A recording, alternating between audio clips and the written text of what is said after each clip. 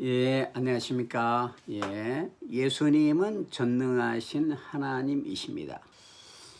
우리가 예수님에 대해서 여러 가지 생각을 할 수가 있는데, 그는 세계 4대 성인 중에 하나고, 인류를 위해서 자신의 생명을 바친 성자라고 생각할 수가 있습니다.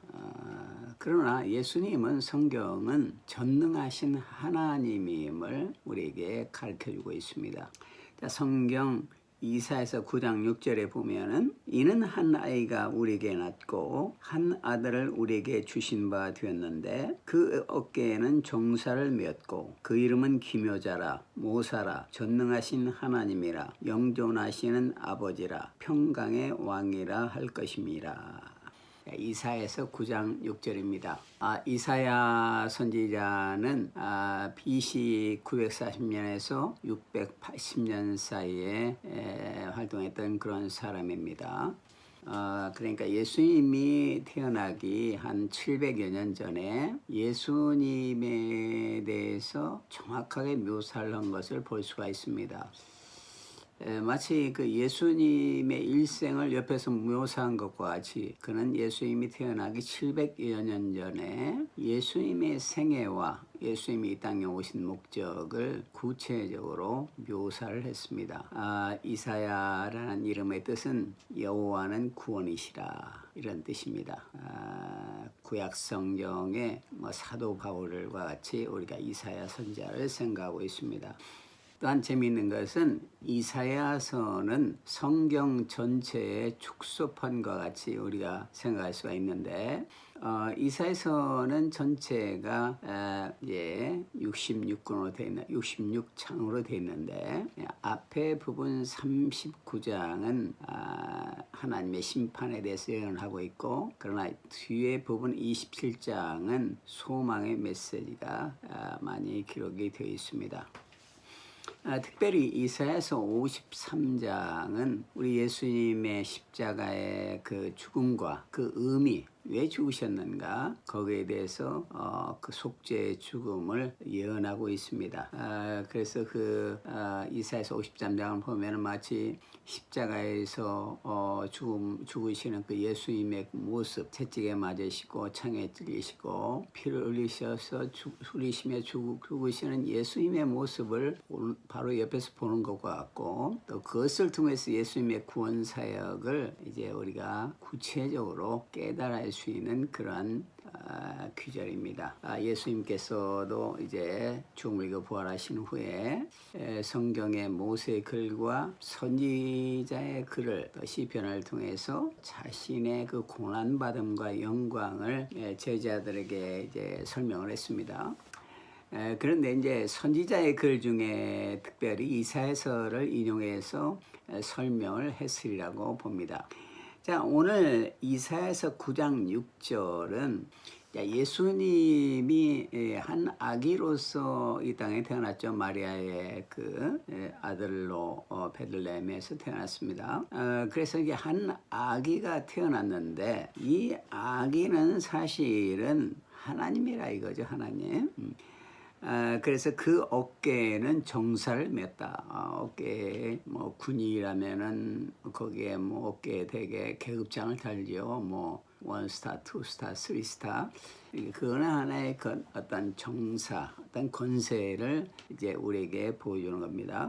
예수님의 어깨는 단지 어떠한 그런 일개 국가를 지도하고 다스리는 권세가 아니고 이 세상, 이 지구의 모든 나라들과 민족들, 또 우주 전체, 그리고 보이는 세계는 물론이고 보이지 않는 모든 세계까지도 지배하는 그러한 권세를 예수님은 가지고 계신 겁니다. 한 아이가 태어났는데 그 한 아이는 이러한 권세를 가지고 있었습니다. 또 그 이름은 기묘자, 묘사, 모사 이렇게 되어 있습니다. 기묘자라는 것은 어떤 문제를 당해도 그것을 해결할 수 있는 지혜와 권능을 가진 그런 사람입니다. 모사, 어떠한 그러한 지혜를 가진 사람이죠. 우리가 삼국지에 보면은 제갈공명과 같은 사람입니다. 어떤 문제를 당했을 때 그것을 지혜롭게 문제를 해결하는 그러한 어떤 재능이죠. 그 다음에 중요한 것은 전능하신 하나님이라 그랬습니다. 자, 예수님은 누구이십니까? 예수님은 물론 하나님의 아들입니다. 마리아의 아들로 태어났지만은, 요셉의 아들로 태어났지만은, 그러나 그는 전능하신 하나님이라고 오늘 말씀하고 있습니다. 이 한 아기 태어난 한 아기는 전능하신 하나님이십니다. 예수님이 전능하신 하나님이라는 건 성경에 너무나 많이 등장하고 있습니다. 예를 들어서 이제 요한복음에 보면은 대초에 말씀이 계시니라, 이 말씀이 하나님과 함께 계셨으니 이 말씀은 곧 하나님이시니라. 말씀이 곧 하나님인데 그 말씀이 육신을 입고 이 땅에 오신 분이 독생자 예수 그리스도라고 했습니다. 그러니까 예수님은 하나님께서, 말씀이신 하나님께서 육신을 입고 이 땅에 오신 전능하신 하나님이십니다. 만물이 그로 말미암고 지은 것이 하나도 그가 없이는 된 것이 없느니라 하고 성경은 말하고 있습니다. 또 재미있는 것은 여기 보니까 한 아기가 태어났는데 이는 영존하시는 아버지라. 아이가 아버지예요. 우리가 하나님을 어떻게 표현합니까? 하나님 아버지 이렇게 표현하죠. 그런데 이제 오늘 말씀에 보면은 한 아기가 태어났는데 이 한 아기는 영원히 존재하시는 아버지라 이겁니다.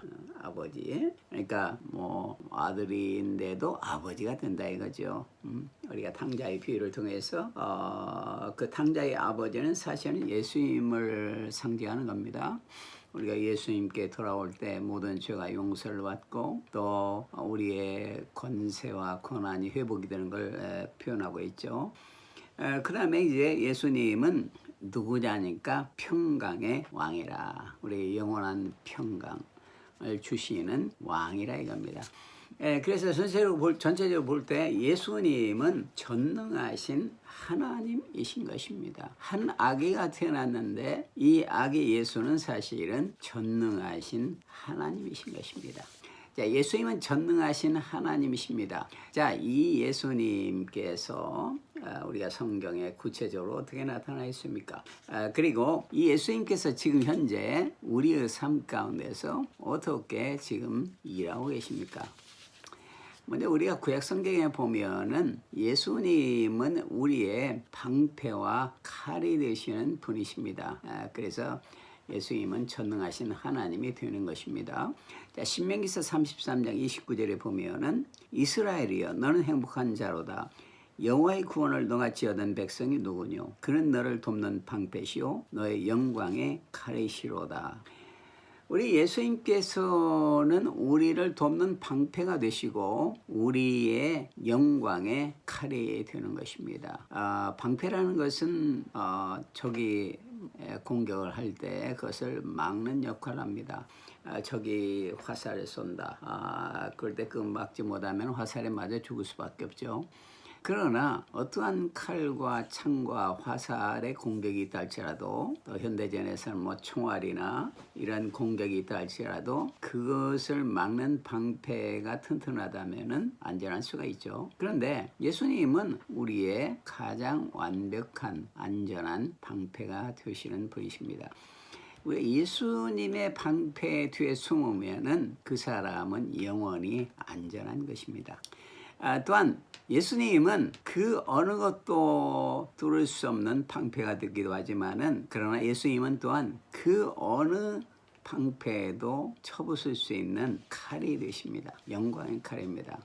승리의 칼입니다. 예수의 이름에 굴복하지 않을 피조물은 없는 것입니다. 예수님의 이름은 모든 승리의 이름입니다. 예수의 이름 때문에 우리가 나갈 때 예수의 이름은 반드시 우리에게 영광의 승리를 가져다 준다 이겁니다. 우리 성경에 다윗이 골리앗을 향해서 그 소년 다윗이 나갔는데 그 손에 들은 것은 그 물맷돌, 그 작은 물맷돌 5개였습니다. 그러나 그 거인 골리앗을 그 물맷돌 하나를 돌려서 쳤더니 그 이마에 박혀가지고 골리앗이 그 자리에 쓰러져서 죽었던 것입니다. 근데 사실은 그 다윗이 던진 물맷돌은 사실은 예수님의 칼날이었습니다. 하나님을 대적하는 그런 골리앗을 찍어버리는 그러한 예수님의 칼날이었습니다. 왜냐하면 다윗은 나는 만군의 여호와 하나님의 이름으로 내게 가노라 그랬습니다. 만군의 여호와 하나님의 이름이 누굽니까? 하나님 예수 그리스도죠. 그래서 예수님은 영광의 칼이 되십니다. 또한 예수님은 우리에게 영광의 승리의 칼이 될 뿐만 아니라 우리를 내면적으로 은혜를 주시고 힘을 주시는 분이십니다. 다니엘서 10장 19절에 보면은 은총을 크게 받은 사람이여 두려워하지 말라 평안하라 강건하라 그가 이같이 내게 말하되 내가 곧 힘이 나서 가로되 내 주께서 나로 힘이 나게 하셨사오니 말씀하옵소서 이렇게 하는 걸 봅니다. 자, 예수님은 우리에게 내면적으로 은총과 힘을 주시는 분이십니다. 바벨론의 바사왕 고레스 3년 때, 베르사왕 고레스 3년 때 히데겔 강가에서 다니엘은 극히 쓰러지게 두려움 속에 쓰러지게 되었습니다. 그 쓰러진 이유는 그 예수님이 그에게 나타났던 것입니다. 인자와 같은 이가 나타났다고 하는데 이 인자는 바로 예수님이었습니다. 그런데 그 인자와 같은 예수님께서 다니엘에게 다가와서 말했습니다. 은총을 크게 받은 너요 두려워하지 말라 평안하라 강건하라. 그래서 이제 그 인자와 같은 예수님이 다니엘에게 말하자 다니엘은 곧 힘이 나서 주님께서 나에게 하셨사오니 이제 계속 말씀하시옵소서 이렇게 이제 말한 걸 볼 수가 있습니다. 우리가 예수님의 음성을 들을 때, 예수님의 말씀을 들을 때 우리는 은혜를 받을 수가 있고 새로운 힘을 얻게 되는 것입니다. 다니엘은 단지 하나님을 만났기 때문에 두려움 가운데 쓰러졌지만은 예수님은 음성을 들려주심으로 다니엘에게 은총과 새로운 힘을 주었습니다. 예수님은 우리에게 은혜를 주시는 분이십니다. 그렇기 때문에 우리 영혼이 예수님을 만나면 치유가 되고 우리의 상처가 낫게 되고 위로를 받게 되고 예수님의 음성을 들을 때 낫게 되는 것입니다. 예수님은 말했으며 나는 생명의 떡이니 또 내게 나오는 자는 죽음을 보지 않고 영생을 얻으리라 이렇게 말했습니다. 예수님은 우리에게 생명을 주죠. 예수님은 우리에게 새로운 힘을 회복합니다. 예수님은 우리에게 은혜를 베푸시는 분이십니다. 또한 오직 주님께서 우리를 대적에게서 구원하십니다. 그래서 예수님은 전능하신 하나님이신 것입니다. 시편 44편 6절에 7절에 보면은 나는 내 활을 의지하지 아니할 것이라 내 칼도 나를 구원하지 못할 것임이니라. 오직 주께서 우리를 대적에서 구원하시고 우리를 미워하는 자로 수치를 당케 하셨나이다.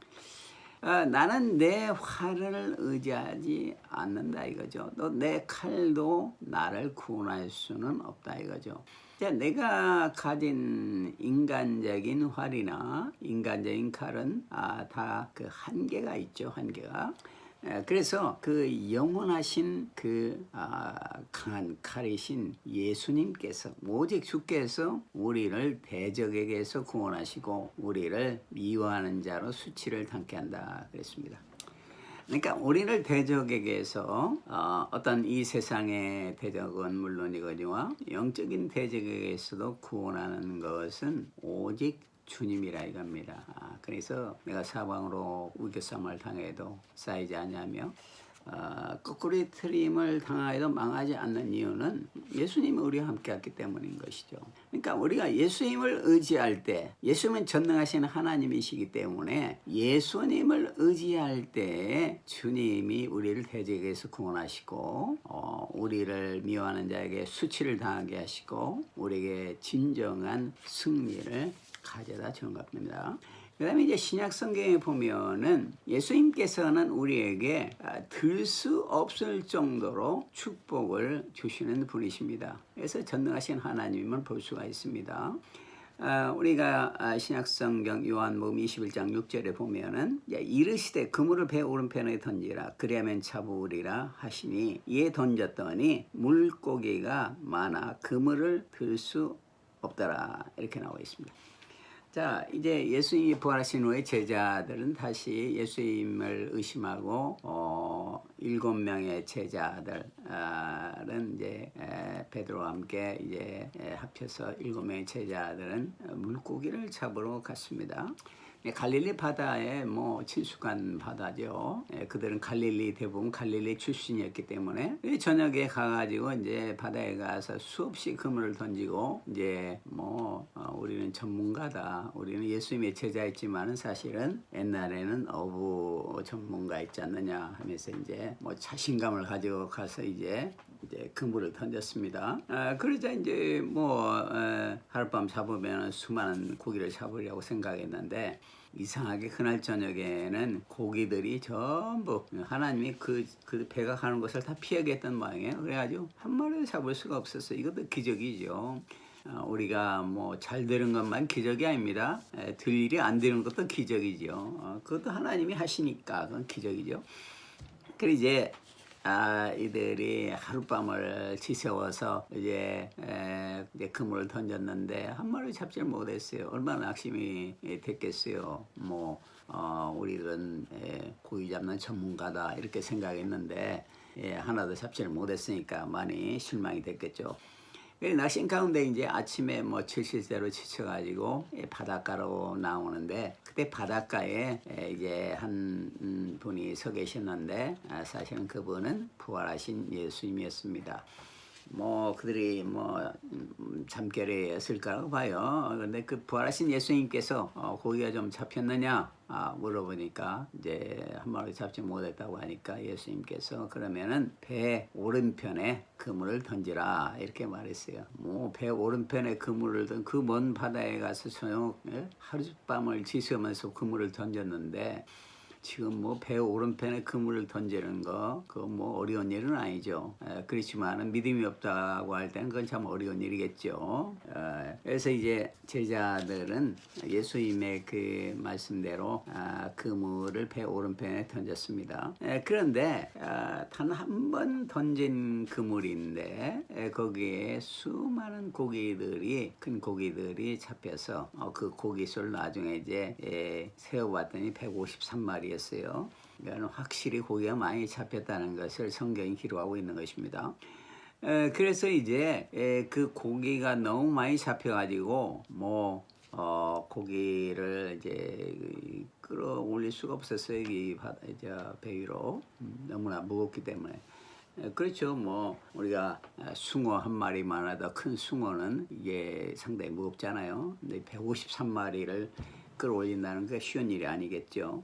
그래서 이제 끌어올릴 수가 없을 정도로 큰 그러한 고기들을 이제 잡게 되었던 것입니다. 그래서 이제 그들은 예수님을 만났고 예수님이 정말 하나님의 아들이다 이것을 이제 하나님이심을 그들은 이제 깨닫게 되고 믿음을 회복하게 되고 또 베드로는 이제 내 양을 치라 하고 사명을 회복하게 되고 이렇게 하는 것을 볼 수가 있습니다. 하나님은 우리에게 예수님은 우리에게 들 수 없을 정도로 큰 축복을 우리에게 주신다 이거죠.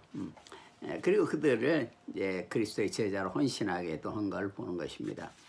지금도 마찬가지인 것입니다. 우리 예수님께서는 우리의 삶에 있어서 들 수 없을 정도로 축복을 주세요. 들 수 없을 정도로 감당할 수 없을 정도로 큰 축복을 우리에게 주신다 이겁니다. 그 다음에 이제 예수님께서는 그런 축복을 주실 뿐만 아니라 우리의 삶을 일어나서 걸어가게 합니다. 일어나서 걸어가게. 객관적으로 볼 때는 건강을 주는 거지만은 영적으로 볼 때는 우리가 낙심과 좌절 속에 있을 때라도 예수를 믿을 때 우리는 일어날 수가 있는 것입니다. 예수를 믿을 때.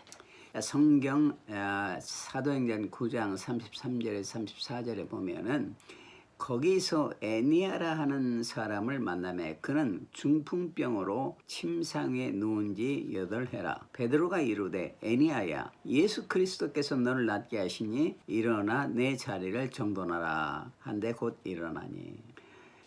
자, 베드로가 어느 한 마을에 갔는데 거기에는 애니아라는 사람이 살고 있었습니다. 이 애니아라는 사람은 어떤 사람이었느냐 하니까 중풍병으로 침상에 누운 지 8년이나 되었습니다. 중풍병에 걸려서 1년 정도만 누워 있어도 그 사람은 물론이고 그 주변 사람들이 얼마나 힘들겠습니까? 중풍병. 그 주변의 사람들도 낙심이 되고 힘들게 하는 병이 사실 중풍병이죠.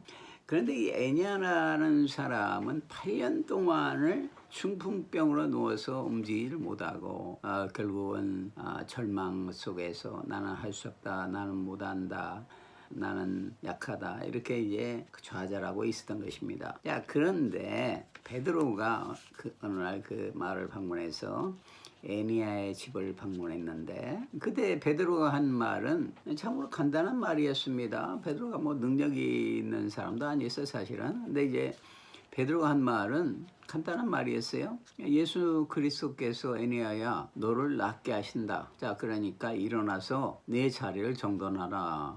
이 간단한 말이었습니다. 그런데 중요한 것은 예수 그리스도께서 부활하셔서 승천하신 예수 그리스도죠. 자, 예수 그리스도께서 너를 낫게 하신다, 애니아야. 그러니까 일어나서 내 자리를 정돈하라. 이렇게 말했던 것입니다. 예수님은 죽음을 이겨 우리의 죄를 대신해서 죽으시고 부활하셨습니다. 그리고 부활하신 예수님은 제자들에게 나타났고 또 하늘의 감람산 기슭에 승천했습니다. 물론 승천하신 예수님께서 부활하신 예수님께서 바울에게 다시 나타났어요. 그래서 바울에게 너는 내가 이방의 빛으로 사용해서 땅끝까지 구원하리라, 어둠에 있는 백성들 구원하리라, 이렇게 이제 바울의 일생을 말씀해 주시고 그건 이제 아나니아, 비싼 이름인데 그 아나니아에게 말씀해 주시고 또 기도해서 바울이 이제 그러한 성령의 충만해서 하나님의 일을 감당한 볼 수가 있습니다. 그러니까 우리 예수님께서는 부활하셔서 하늘에 오르셨지만은 그러나 바울에게 나타나서 또 말씀하셨어요. 그러니까 부활하신 예수님은 지금도 우리의 삶 가운데 임재하신다, 이것을 우리가 볼 수가 있습니다. 우리가 바울의 생애를 볼 때 또 그걸 알 수가 있는데 바울이 예루살렘에서 기도할 때 우리 예수님께서 나타나셔서 너는 예루살렘을 떠나라, 이렇게 구체적으로 삶의 그러한 사명을 주시고 또 이제 사역의 방향을 제시해 준 걸 볼 수가 있습니다. 예수님은 부활하신 예수님은 지금도 우리의 삶에 나타나서 일하시는 분이십니다. 오늘 애니아에게도 베드로는 말했습니다. 예수 그리스도께서 지금 너를 낫게 하신다, 이렇게 말했습니다. 그러자 애니아는 일어나서 자리를 정돈하고 낫게 된 것입니다. 예수님은 전능하신 하나님이시기 때문인 것입니다. 또한 예수님은 모든 일에 우리를 넉넉히 이기게 하십니다. 우리는 이 세상을 살면서 여러 가지 문제를 만납니다. 어려운 문제들을 만나죠. 현재일, 장래일, 또 죽음, 삶, 질병, 경제 문제, 여러 가지 어려운 문제를 만나게 됩니다. 인간관계의 문제도 있고. 그런데 예수님은 모든 일에 우리를 넉넉히 이기게 하시는 분이십니다. 성경 로마서 8장 30절을 말합니다. 그러나 이 모든 일에 우리를 사랑하시는 이로 말미암아 우리가 넉넉히 이기느니라. 자, 이 모든 일을 우리가 만나는데 우리를 사랑하시는 이인 예수 그리스도로 말미암아서 우리가 넉넉히 이기게 된다 이겁니다. 그러니까 예수님은 모든 일에 있어서 넉넉히 이기게 되는 열쇠가 되는 분이십니다. 우리가 만나는 모든 일들이 있잖아요. 이 모든 일에 있어서 넉넉히 이기는 그런 비결이 바로 예수님이라 이거죠. 예수님을 찾을 때 우리는 승리할 수가 있습니다. 살 수가 있습니다.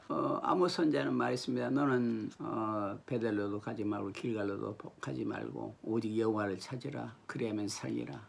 이렇게 말했습니다. 그러니까 우리가 예수님을 찾을 때 우리는 모든 일에 승리할 수가 있는 것입니다. 또한 예수님은 보이지 않는 사탄의 세력을 이기는 궁극적인 승리자이십니다. 그래서 예수님은 전능하신 하나님임을 볼 수가 있습니다.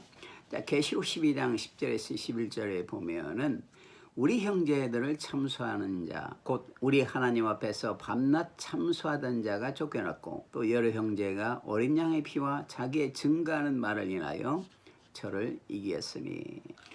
자, 우리의 삶에 있어서 보이는 모든 환경적인 문제가 더 큰 문제죠. 그러나 그 모든 일에 우리 주님은 넉넉히 이기게 하신다고 했습니다. 근데 그와 더불어서 보이지 않는 악한 영과의 싸움에서도 예수님이 우리에게 승리를 주신다 이겁니다. 그런데 우리가 만약에 사탄과 싸운다고 할 때는 사탄은 영적인 그런 존재고 우리는 어떤 한계성을 가진 그러한 육적인 존재라고 볼 수가 있죠. 물론 우리는 이제 예수를 믿을 때는 하나님의 아들, 딸들이 되었기 때문에 사탄하고는 우리는 게임이 안 되죠. 우리는 사탄을 이길 수가 있지만은 그러나 이제 우리가 궁극적으로 사탄을 이길 수 있는 그러한 능력은 예수 그리스도로부터 오는 것입니다. 사탄은 우리를 어떻게 공격을 하느냐 하니까 끊임없이 참소함으로 공격합니다. 참소한다는 건 뭡니까? 참소한다는 것은 우리의 죄를 지적한다 이거죠. 그래서 너는 죄를 졌기 때문에 그 징계를 받아야 되고 저주를 받아야 된다. 이렇게 말하면은 벗어날 사람이 없습니다. 죄를 지적하고 죄의 징계를 받는 것은 하나님의 뜻이기 때문에 이것을 견딜 사람이 없는 겁니다. 그래 인간은 모든 사람이 죄를 범하였음에 하나님의 영광에서 떠나 있다고 그랬습니다. 그러니까 모든 사람이 다 죄를 범하였다 이거죠. 모든 사람이. 그러니까 사탄의 공격을 할 때 그걸 이길 사람은 하나도 없어요. 아무도 없는 것이죠. 그런데 여러 형제들은 요한계시록의 그 영적인 비밀을 볼 때 여러 형제들은 어린 양의 피와 그 어린 양의 피의 능력을 증거하는 말을 인해서 사탄을 이겼다고 했습니다. 그러니까 우리가 사탄을 이기는 방법은 예수의 피와 예수님께서 우리의 죄를 대신해서 흘리신 피, 테텔레스타이, 너의 죄값을 다 지불했다, 채무환불. 이 예수님의 피의 능력, 십자가에 흘리신 피의 권세, 그리고 십자가에서 예수님이 우리의 죄를 대신해서 다 죄를 용서했다. 이 사실을 믿는 것. 이걸 증거하는 것. 이것을 통해서만이 사탄을 이길 수가 있다 이겁니다. 우리가 능력이 있어서가 아니라 예수님의 흘리신 피 때문에 우리는 하나님의 아들, 딸들이 되었고 하나님의 아들, 딸의 권세는 사탄을 이기게 하는 것입니다. 궁극적으로 예수님, 우리의 대장 되시는 예수님, 피 뿌리는 옷을 입으신 예수님께서 사탄을 이기고 승리하시고 그를 불못에 던져버리기 때문에 우리는 승리하게 되는 것입니다. 자, 예수님은 전능하신 하나님이십니다. 영원히 영광을 받으시고 우주 만물을 지배하시고 지금도 다스리고 계시는 또 우리를 사랑하시는 전능하신 하나님이십니다. 기도하겠습니다. 하나님 감사합니다. 전능하신 하나님이신 예수님 감사를 드립니다. 주님은 한 아기로 태어났지만 그러나 그는 기묘자여 모사여 전능하신 하나님이요 영존하시는 아버지라고 했습니다. 하나님이신 우리 예수님을 항상 믿음으로 또 하나님이신 예수님을 전함으로 우리의 삶이 항상 승리하도록 인도하여 주시옵소서. 주님을 찬양하고 경배합니다. 하나님이신 예수님 놀라운 진리를 모르는 많은 사람에게 전할 수 있도록 우리에게 믿음을 더하여 주시옵소서. 전능하신 하나님이신 우리 예수님께서 하늘과 땅의 모든 권세를 가지고 세상 끝날까지 항상 함께하려 약속한 그 약속을 믿으며 갈 수 있도록 인도하여 주시옵소서. 주여 감사를 드립니다. 예수님 이름으로 기도드립니다. 아멘. 예, 감사합니다. 할렐루야.